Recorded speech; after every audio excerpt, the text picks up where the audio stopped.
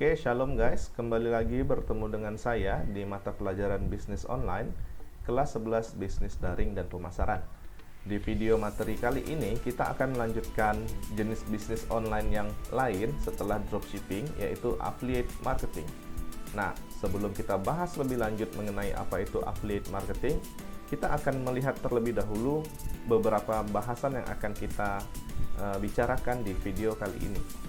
Yang pertama itu kita akan bicara soal pengantar. Pengantar di sini itu kita akan bicara tentang pengertian dari affiliate marketing. Kemudian kita akan bicara tentang keunggulan yang keduanya, yaitu kelebihan dari usaha affiliate marketing. Dan yang ketiga itu ada cara kerja yang merupakan tahapan dalam melakukan affiliate marketing.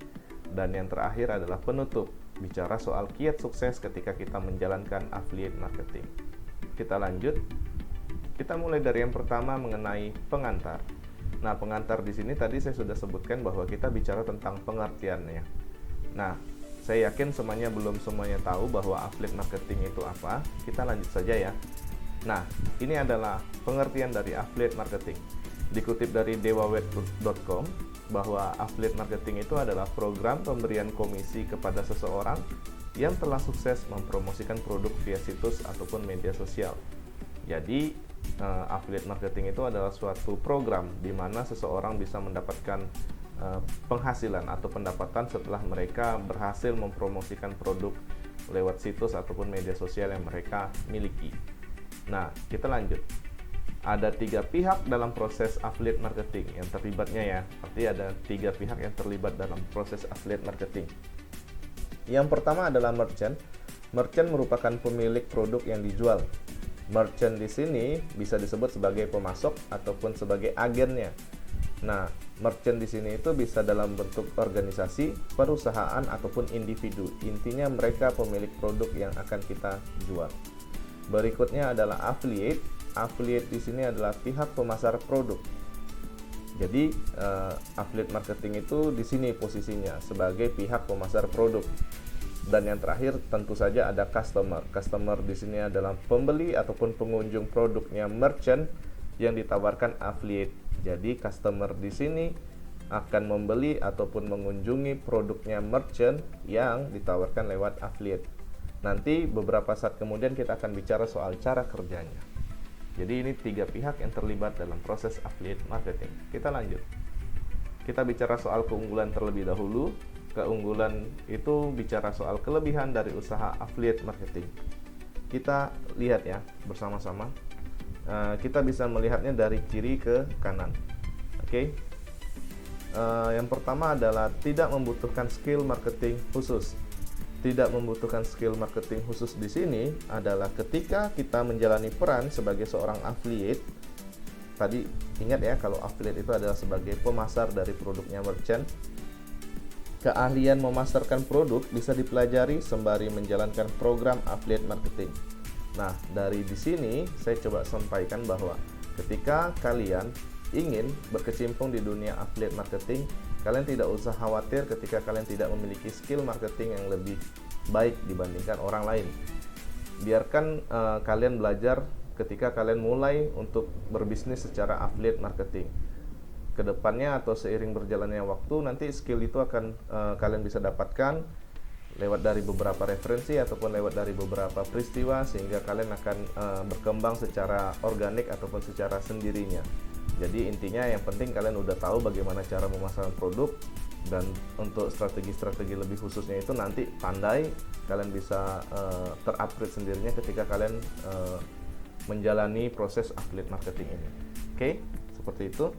Kita lanjut. Yang kedua adalah bicara modal usaha yang minim. Modal usaha minim di sini itu bicara seperti apa?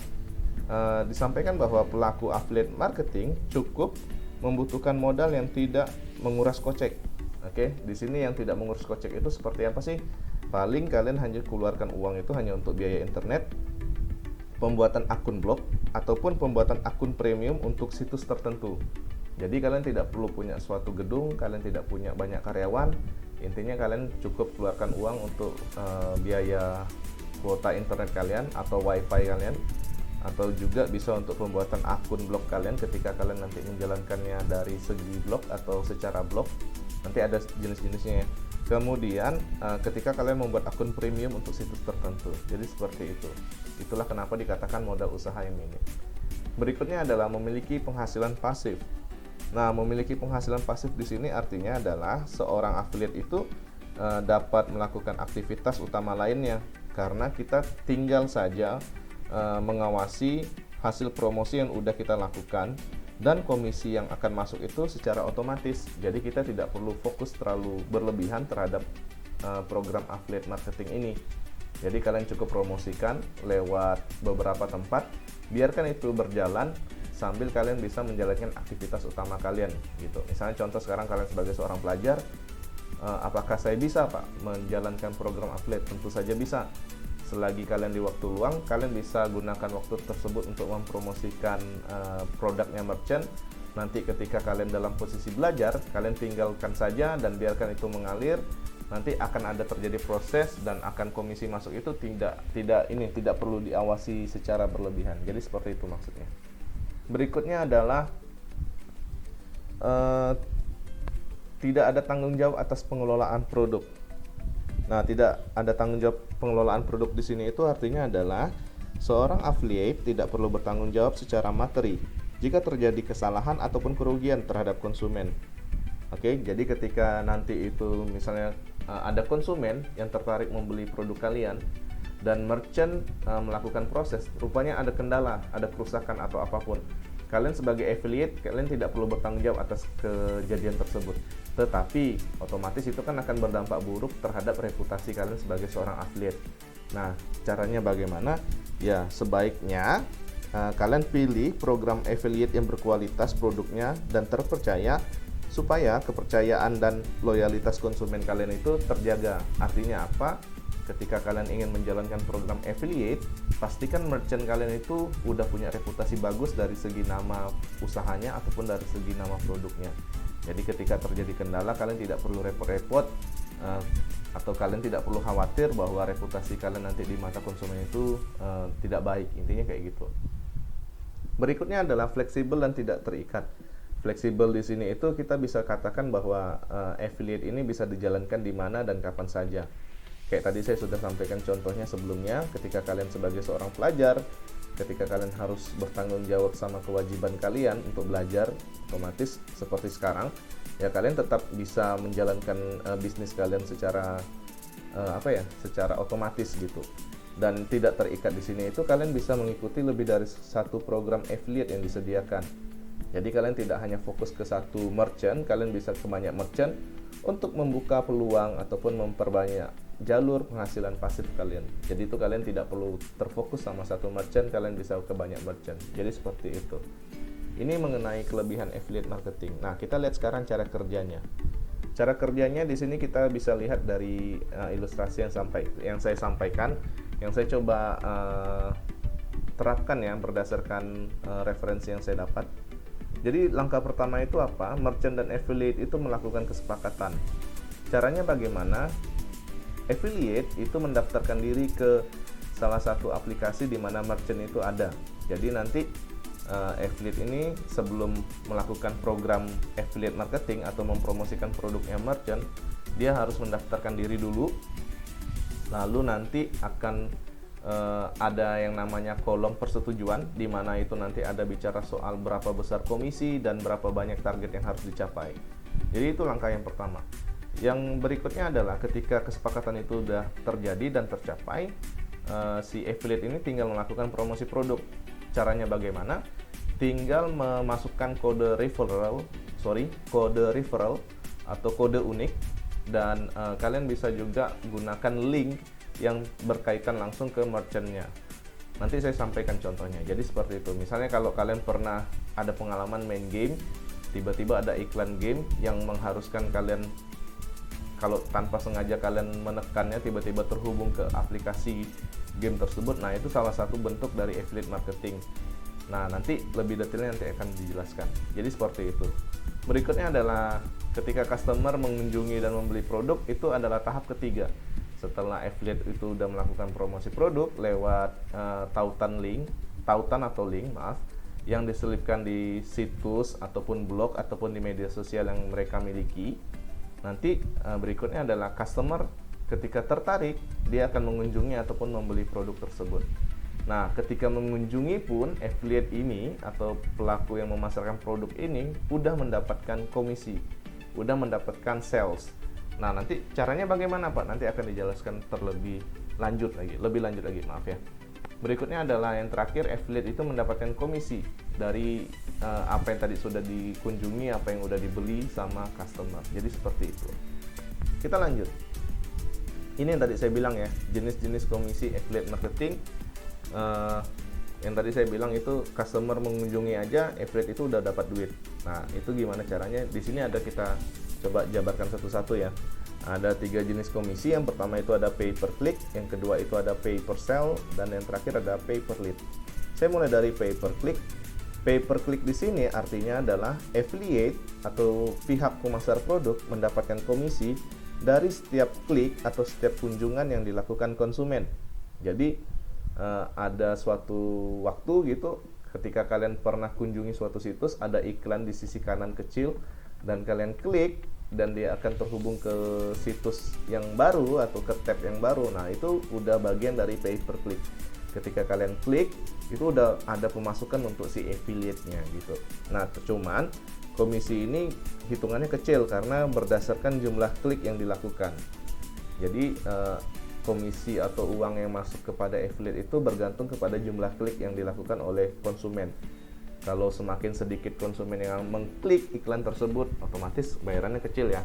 Jadi ini tipe komisi yang paling kecil di antara ketiganya. Berikutnya adalah pay per sell. Apa itu pay per sell? Pay per sell di sini adalah komisi yang menjelaskan bahwa affiliate mendapatkan komisi dari penjualan produk yang ditawarkan. Komisi dihitung dari berapa banyak unit yang terjual. Jadi kalau tadi itu pay per click itu komisinya didapatkan dari seberapa banyak klik yang dilakukan atau kunjungan yang dilakukan. Kalau pay per sell ini seberapa banyak unit yang terjual dari yang udah dipromosikan sama si affiliate gitu. Dan yang terakhir adalah pay per lead. Pay per lead di sini artinya adalah affiliate mendapatkan komisi ketika konsumen melakukan tindakan yang diinginkan merchant, seperti daftar akun atau mengunduh file, free trial, dan lain-lain. Saya yakin kalian udah pernah mengalami ini ya, bicara soal pay per lead. Ketika kalian bermain sebuah game, ketika kalian mengunjungi sebuah situs, tiba-tiba kalian diminta untuk mengunduh suatu file, atau ketika kalian disuruh untuk mendaftar ke suatu situs ataupun aplikasi. Nah, itu contoh dari pay per lead. Jadi kalian diarahkan sama affiliate untuk melakukan apa yang diminta sama merchant. Jadi seperti itu. Itu jenis-jenis komisi dari affiliate marketing. Kita lanjut. Nah, ini contoh-contohnya. Kalau kalian lihat di sini yang saya lingkari atau yang saya beri tanda panah di sini, ini merupakan contoh dari pay per click. Ketika kalian klik di bagian ini, nanti akan kalian diarahkan ke situs yang baru, terbuka di tab baru, dan kalian akan diminta untuk bisa jadi untuk membeli, bisa jadi untuk mengunduh. Nah, kalaupun kalian batalkan tidak masalah, affiliate tetap akan mendapatkan uang, tetap mendapatkan komisi ketika kalian mengklik. Berikutnya ini pay per sell. Pay per sell. Jadi kalian mendapatkan, ini contoh yang saya dapatkan ya, nyata. Ini dari email pribadi saya ditawarin untuk membeli suatu aplikasi berkaitan dengan editing video. Jadi mereka langsung menawarkan ke email saya. Jadi ini ketika saya tertarik, ketika saya membeli ini, berarti mereka akan mendapatkan pemasukan. Lalu ini juga, ini saya dapat dari salah satu YouTuber yang fokus dalam bidang editing video. Jadi beliau bekerja sama dengan Storyblocks, salah satu situs penyedia template untuk video, intinya seperti itu. Nah, jadi dia mengarahkan atau dia membuat konten video mengenai penggunaan Storyblocks dalam kegiatan dia mengediting. Nah, ketika kita memperhatikan videonya, kita jadi tertarik dan kita membeli produknya, otomatis si YouTuber ini akan mendapatkan penghasilan setelah apa yang udah dia buat, kayak gitu. Berikutnya juga, jika kalian lihat di sini adalah aplikasi kalkulator yang terdapat di smartphone, dan kalian lihat di sini adalah logo Shopee ya. Ini ada logo Shopee dan di sini ada produk-produknya. Ketika kalian mengklik salah satu atau menekan salah satu produk yang ada di foto tersebut, akan terhubung langsung ke akun pemilik ini ya, ke pemilik produk ini ya. Jadi ini punyanya si merchant dipasang sama si affiliate. Jadi affiliate-nya itu yang punya aplikasi kalkulator ini. Lalu nanti ketika pengguna aplikasi kalkulator ini menekan salah satu jenis produk yang ada di sini, otomatis nanti terhubung ke produknya merchant. Seandainya terjadi jual beli, berarti si affiliate atau pemilik aplikasi ini akan mendapatkan komisi. Jadi seperti itu. Nah, yang ini pay per lead. Ini contoh dari pay per lead. Saya yakin kalian pernah mengalami ya. Kalian tiba-tiba di tengah perjalanan kalian melakukan atau menggunakan suatu aplikasi di smartphone kalian, diarahkan ke suatu iklan dan kalian harus memilih antara menutup atau menginstal. Kalau kalian tertarik, kalian menginstal dan itu terjadi, maka kalian mendapatkan komisi juga. Jadi seperti itu. Ini contoh-contoh dari pay per click, pay per sale, dan pay per lead. Kita lanjut, siapa saja sih yang bisa menjadi affiliate atau pemasar produk? Berdasarkan referensi yang saya dapat, ada dua tipe. Yang pertama itu blogger dan influencer. Blogger di sini adalah profesi penulis ya, penulis konten di dunia internet. Artinya ketika kamu punya hobi menulis, ketika kamu suka membuat konten dalam bentuk tulisan di internet dan kamu menggunakan jasa blogspot, nah itu kamu bisa disebut sebagai blogger. Kamu menceritakan kegiatan sehari-hari kamu bisa menceritakan tentang review produk ya, kamu bisa menceritakan apapun dalam bentuk tulisan lewat media blogspot ataupun sejenisnya, itu kamu dikatakan sebagai seorang blogger. Lalu ada influencer ya, saya yakin kalian tahu semua ya. Influencer itu artinya orang yang punya pengaruh dalam dunia sosial media atau media sosial. Dan ketika kalian punya pengaruh dan punya banyak pengikut, kalian dengan mudah bisa mempengaruhi atau mengajak pengikut kalian untuk membeli produk yang kalian bisa tawarkan. Jadi seperti itu. Pak, apakah hanya blogger dan influencer? Kami tidak bisa. Semuanya punya kesempatan yang sama, tinggal bagaimana kita menjalaninya. Entah nanti kamu pengennya jadi blogger, ya pasti kan semuanya dimulai dari awal ya. Jadi tidak perlu takut, Pak saya tidak punya kemampuan menulis, jadi saya tidak mungkin bisa menjadi seorang affiliate. Tidak ada yang tidak mungkin sih. Intinya kamu bisa coba dulu, kamu kuasai dulu, dan kamu bisa pelajari celahnya, strateginya, dan kamu pasti bisa deh menjalankan program affiliate ketika kamu ingin menjadi seorang affiliate. Jadi bisa juga sebagai seorang influencer, itu tergantung dari kita ya.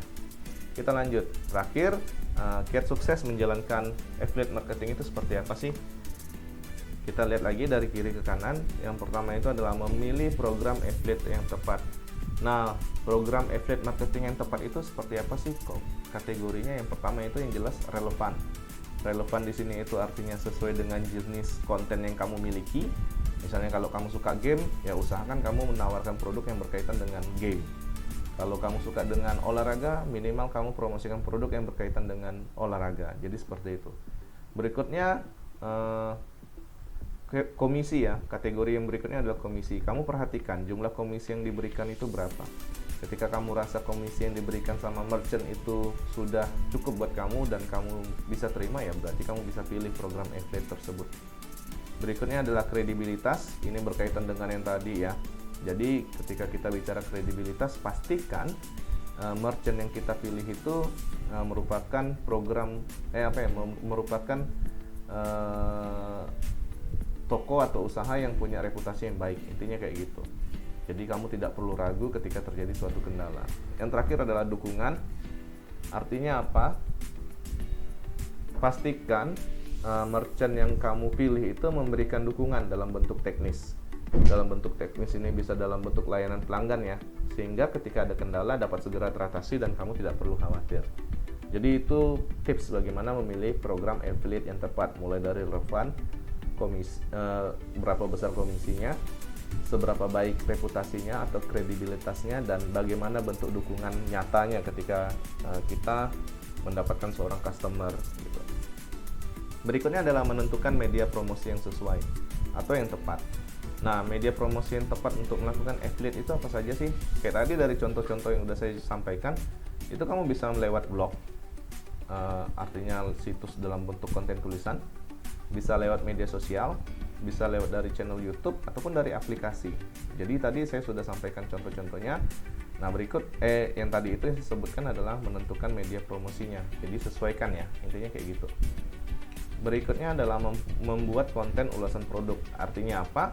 Sebagai affiliate, pastikan kamu membuat konten mengenai produk yang kamu promosikan sehingga konsumen menjadi percaya. Buat konten tersebut personal, artinya tidak ada pihak memihak dengan manapun. Lalu kemudian tujuannya itu adalah konsumen akan mudah untuk menggunakan kode referral atau kode unik yang nanti kamu promosikan atau mengunjungi link yang telah kamu sediakan. Jadi seperti itu. Berikutnya adalah pemanfaatan tren.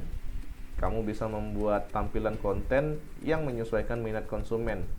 Intinya sekarang lagi zaman-zamannya banyak ya, TikTok dan kawan-kawannya. Kamu bisa manfaatkan itu ketika kamu bikin konten, sambil kamu bisa masukin link merchantnya di konten TikTokmu ataupun di Reels Instagrammu, anything lah, pokoknya banyak sih. Berikutnya adalah gunakan strategi FOMO. Apa itu FOMO? FOMO itu kepanjangan dari Fear of Missing Out. Artinya adalah rasa takut ketinggalan kesempatan tawaran produk.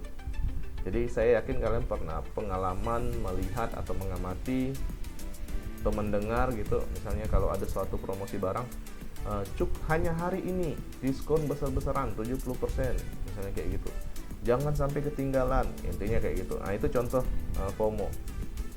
Nah, FOMO atau Fear of Missing Out ini bisa kamu terapkan strateginya ketika kamu di sini ya, ketika kamu gunakan